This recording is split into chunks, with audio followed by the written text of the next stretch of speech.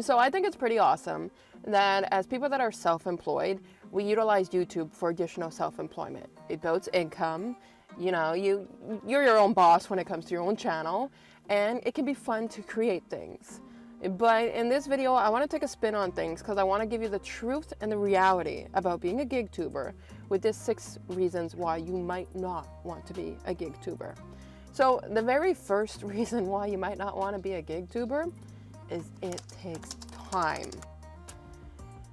I find nowadays on YouTube there is a lot of ride-along videos from so many GigTubers, and I encourage it. I think that's awesome.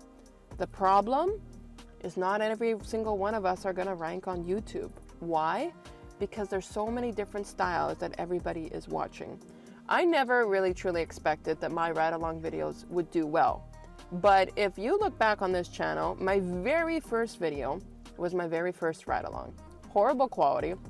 It didn't turn out the way that I wanted to, but immediately it allowed me to tweak and adjust in the second video and start making ride-alongs completely different in the sense of my first one. Now, my ride-along videos are also a lot like other GigTubers. There's a little bit of editing, etc., etc. But ride-along videos are extremely common. So because of this, if you're having a channel where you're pretty much making ride-along videos, it might take time. The only suggestion I could give if you want to speed up things is find out new ways to adjust those ride-along videos if that's your only form of content as a GigTuber. This way you can start ranking more and it might speed along a little bit faster. Now, my next reason why you might not want to be a GigTuber is it is a lot of work. I've said this before, this is a passion of mine. I'm a 30-year-old woman who's been on YouTube since I was 17, editing videos off and on. And I'm not an editor under any choice, but I have a passion for creating content. However, you have to make your own thumbnails, your own titles, your own description, your own advertising. No, you do not want to post your videos on Reddit, on Twitter, on Facebook. You want to actually have your YouTube videos seen on a crowd for YouTube. What's going to happen is if you try to do the quick strategy of posting it on Reddit, for example, those people are going to click on your video. They're going to get it from an external link, not from search, not from browse, so you're already screwing up the algorithm. And then they might watch 30 seconds and bounce. Or they're going to sub and bounce, and if so, that's truly going to affect you. So a lot of us, we have a lot of work ahead of us. We have to post the videos, and we have to do our best to try to find out what might rank, what might not. We have to edit, we have to record. I mean, doing a video like this doesn't take as much time to edit. But if you're doing a ride-along when I do my ride-alongs and you're using 3 or 4 different cameras like I do, that takes a long time to edit. And sometimes because of that, if you are a gig worker and you're putting in 40 hours a week, and additionally you want to make YouTube videos, hell, I'll admit, I don't even put 40 hours a week into doing actual gig work. Why? Because if I was to put 40 hours a week into gig work and do 3 videos a week like I do now, and do a live stream once every 2 weeks, I would be exhausted and burnt out. So I take a little bit more of my own time out of gig work and put it back into YouTube so that I can utilize things. But you need to know, YouTube is a lot of work. Now, the next thing that might hold you back when it comes to wanting to be a GigTuber is you do truly have to be creative. It kind of comes back to point number 1 about time, but creativity is essential. I am not the most creative mindset when it comes to YouTube. There's a lot more I could probably do, but I hold myself back. But I'll be honest, if, for example, you're doing a ride-along video and you're literally just showing the street in front of you and you're talking, is that going to be the most creative outlet? No, and I don't say that to burst bubbles. I've seen some and I love it. I truly, truly do. It's not about what I love. It's about what does good on YouTube. If you're looking to do YouTube to make yourself a secondary income, a third income, whatever it may be, you're gonna have to be creative. Again, I love watching all the content. I love watching freshly new content. I love to see where it develops and goes, but it's not me that gets to choose what ranks on YouTube. It's YouTube that gets to choose what ranks on YouTube. And if we don't have a creative outlet, if we don't have a creative mindset, if we're not willing to go 1% higher with our editing, our creativity, or etc., it might be hard to stand out on YouTube. Now, another one in the mix on why you might not want to be a GigTuber is you do have to be consistent. I'm sorry, but uploading one video a month and walking away is not going to go viral or such. The people that go viral is extremely slim. And what you kind of want is it to be a marathon, not a sprint. Because you want to be ranking and you want to be developing over time. It all depends on a person's final goal when it comes to YouTube. I have a goal and a vision in my head, and I'm going to keep it in my head. But I believe in slow and steady wins the race. And if you think that, for example, I can post a video maybe today, and then I don't have to post one for 2 weeks, and then you post one in 3 weeks, and you're not going to build. Why?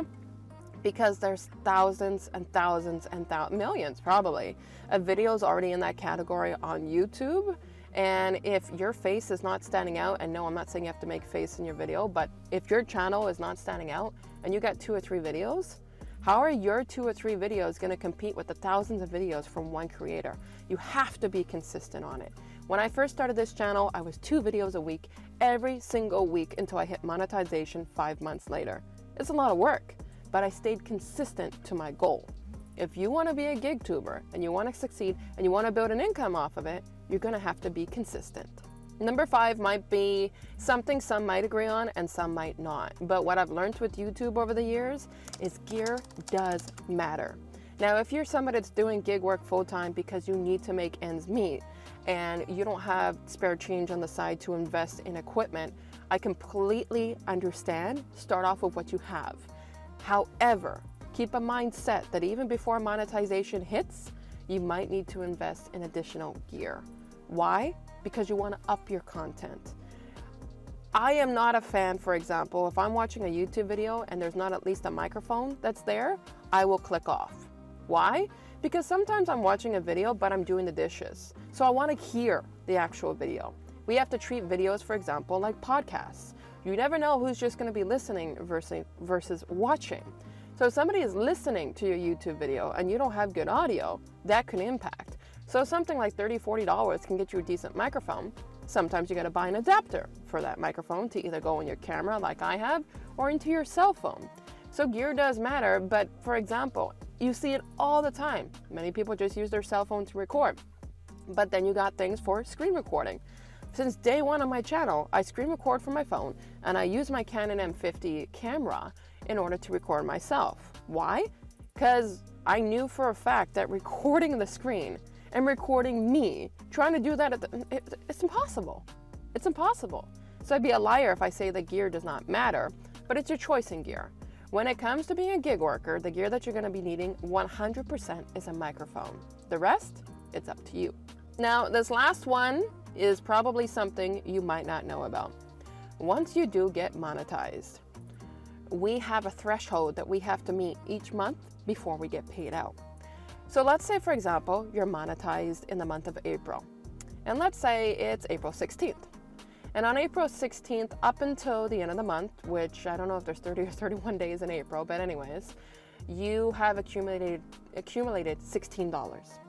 Well, YouTube's not going to pay you the month of April. They're going to take that and put that forward to May. Let's say in May, you make, $40.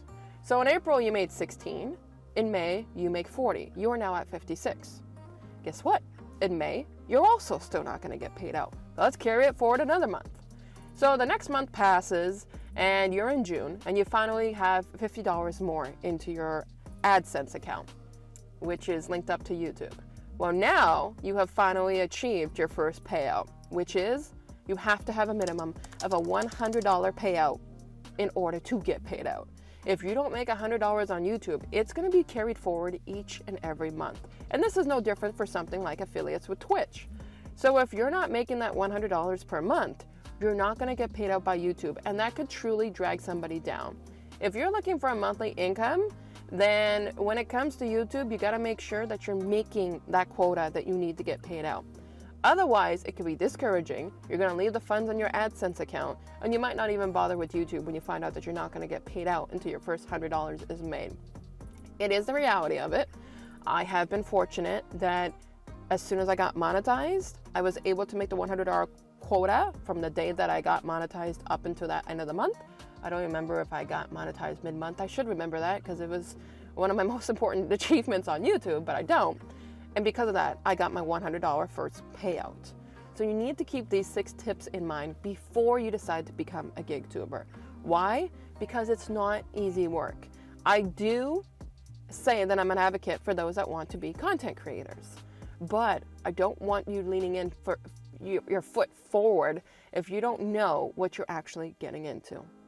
So with this being said, I'm going to leave you with these tips, and I'm going to catch you lovelies in the next video.